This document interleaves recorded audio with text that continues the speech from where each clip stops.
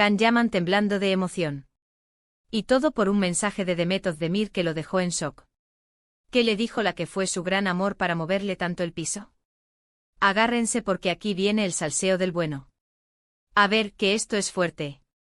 Se supone que ellos terminaron, ¿no? Que sus caminos se separaron y cada uno a lo suyo.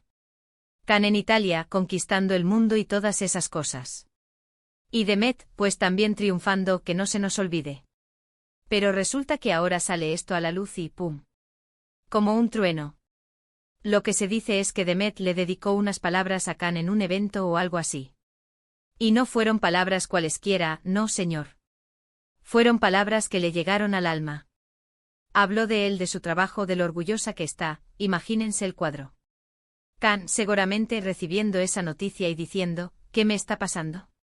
Porque seamos honestos, cuando una ex habla así de ti, y más cuando las cosas terminaron de forma, digamos, agridulce, pues te remueve.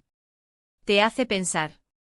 Y más si eres Can Yaman, que se supone que tiene la vida súper resuelta, viajando, trabajando. ¿Quién diría que un mensajito de Demet lo pondría así? Yo lo que creo que está pasando aquí es que a pesar de que la vida los ha llevado por rumbos distintos, hay un cariño que quedó. Un respeto. Y eso es bonito, ¿eh? No todo termina en dramas y rencores. A veces la gente madura, las cosas se ven desde otra perspectiva y te das cuenta de que lo que viviste con esa persona, pues marcó algo. Muchos dicen que esto es solo una amistad, que se apoyan profesionalmente. Y sí, puede ser. Pero a mí me huele a algo más profundo. A ese vínculo que se crea cuando compartes tanto, cuando te abres a alguien, que no se borra de la noche a la mañana. Y si Can se emocionó, es porque ese mensaje significó algo para él. Piénsenlo, estar en un punto de tu vida donde crees que ya superaste todo, que avanzaste y de repente, una palabra, una frase, te trae de vuelta una conexión. Es para quedarse pensando.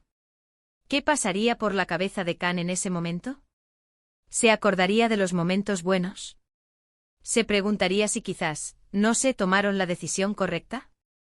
Para mí, esto demuestra que hay una historia detrás que no se puede negar. Y que Demet, con esa humildad y esa admiración que expresó, le dio un golpe de efecto a Can.